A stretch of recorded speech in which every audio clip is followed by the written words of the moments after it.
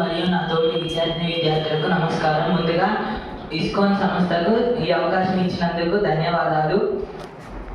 నాకు ఇచ్చిన అంశం పేరు నీటి కాలుష్యం. మనకి నీరు లేక ఒక పూట ఆహారం లేకపోయినా ఉండొచ్చేమో, కానీ నీరు లేకుండా మాత్రం ఉండలేము.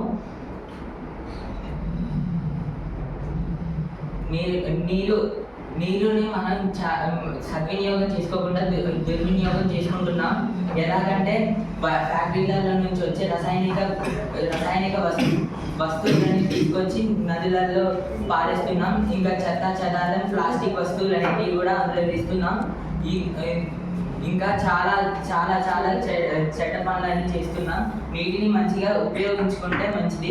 మన భూమి మీద 73.3% నీరు శాతం ఉంటే అందులో తాగునీరు మాత్రం 3.0% మాత్రమే ఉంది.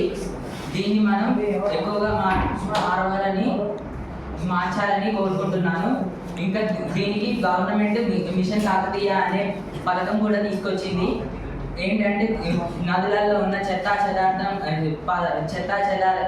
చెదారం అనేది మొత్తం తీయాలని కోరుకుంటున్నాను. నాకు తెలిసినంత వరకు నేను కూడా సహాయపడతాను. వేరే వాళ్ళు ఎవరైనా వేస్తే వేయకూడదని చెప్తాను.